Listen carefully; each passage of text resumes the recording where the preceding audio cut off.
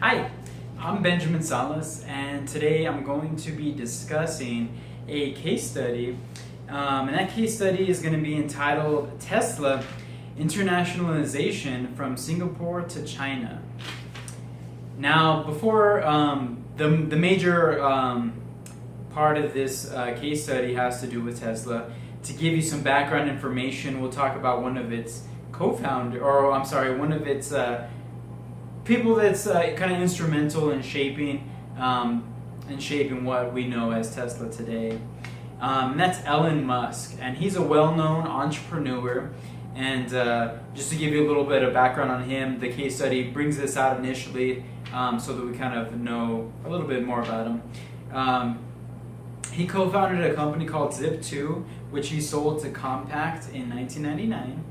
And then he co-founded PayPal, which we know as an internet payment service, and he sold that to eBay in 2002. After that, in 2004, he actually co-founded a company called SpaceX, which you may or may not be familiar with. And SpaceX was a company that was originally in place to make space travel more accessible to people, maybe even a little more cheaper, using reusable rockets and that kind of thing. In 2004 also, he then sat on the board of Tesla to shape its vision and its direction, to see how Tesla was gonna, which direction Tesla was gonna go in 2004. And so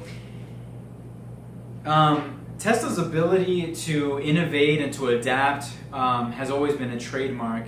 And one of the key points in Tesla's history is in 2008. And in 2008,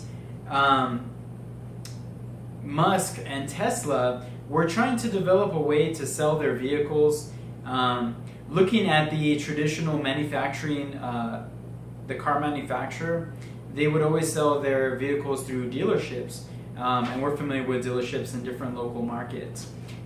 Tesla and then again Musk didn't want to do this traditional kind of sales of their vehicles. The first reason that they gave in the case study was that you couldn't realistically sell an EV, an electric vehicle, without talking down to the gas counterparty, which in this case, that's exactly what the dealership would do if they were to sell their Teslas through this dealership model that was available.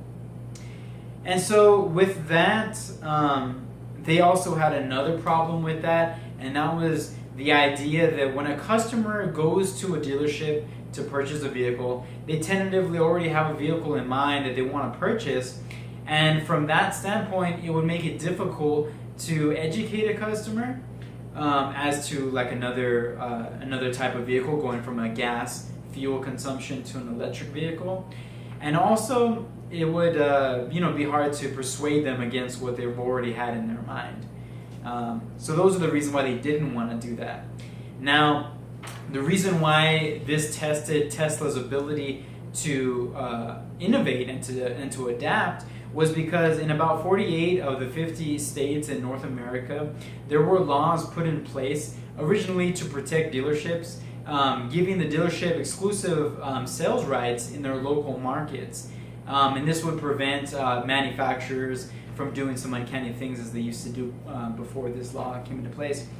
How they overcame this obstacle was by hiring on an individual who actually used to do the real estate for Apple, who is in charge of all the Apple's retail space and kind of that whole marketing strategy. And what they did was they wanted a place to have a showroom where they would be able to educate the customers without their gasoline counterparty. So what they needed was a place that had high foot traffic. They also needed a place that had people in a relatively open and buying mood. And so shopping malls proved to be very ideal for them, considering this advantage that they wanted to pursue. And so they did that.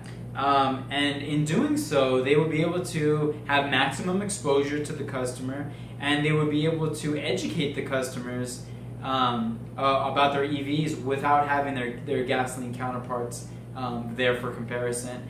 And if the customer did want to purchase a Tesla vehicle, they would be directed to their online website where they would then be able to purchase a Tesla vehicle without going against any of these dealership laws that were put in place.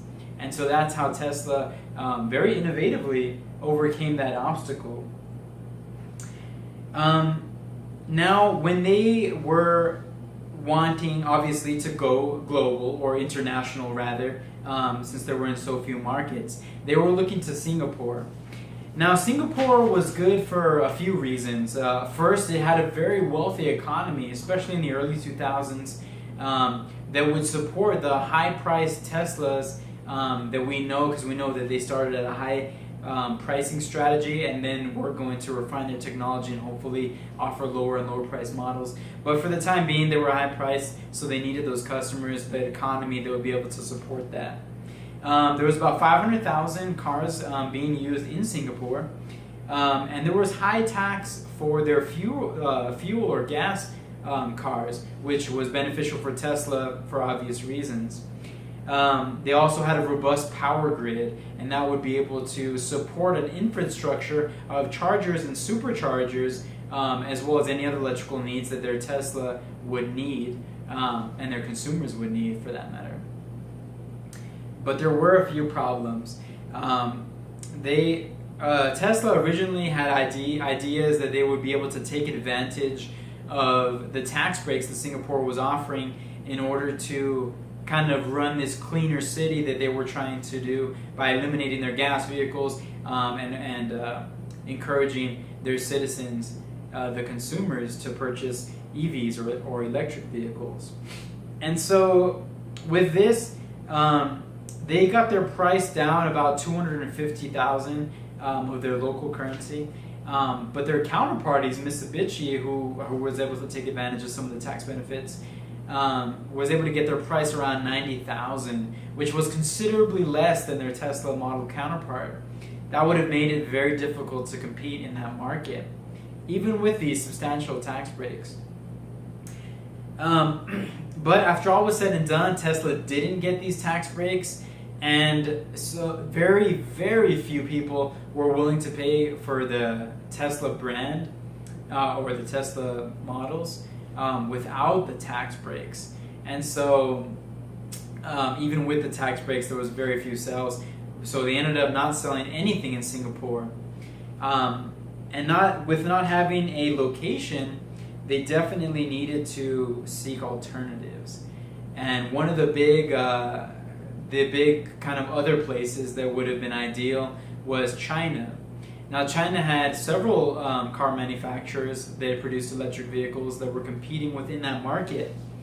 Some of those were including Mitsubishi, Mercedes-Benz, and let me see if I can find it here.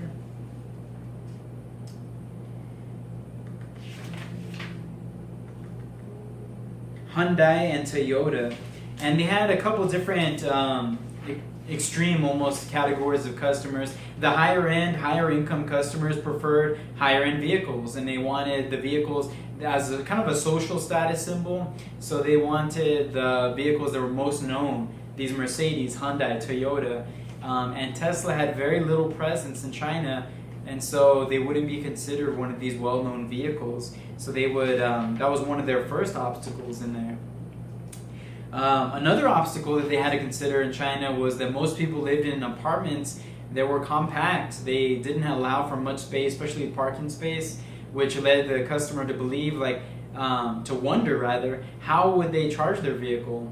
The infrastructure there in China, even though they did have some supercharging stations, wouldn't be able to handle the volume that they would be introducing into the market, especially in those dense, highly populated Chinese areas.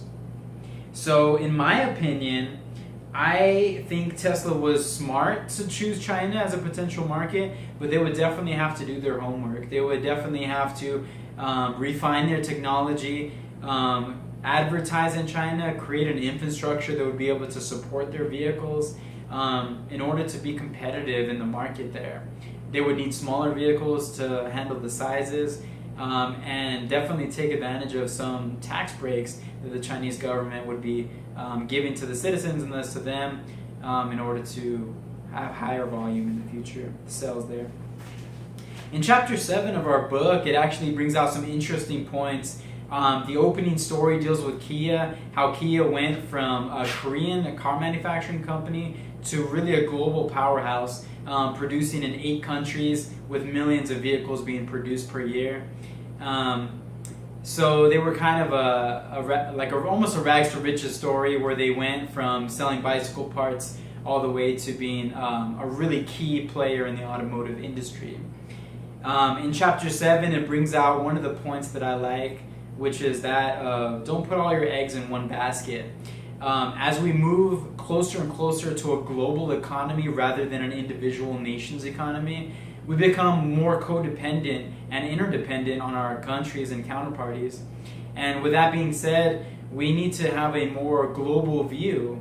And if you put all your eggs in one basket, or if you only want to sell to one country or operate in one specific nation, then you might be at a lot higher risk than if you produce for the global economy in several nations with several different economies. Thank you.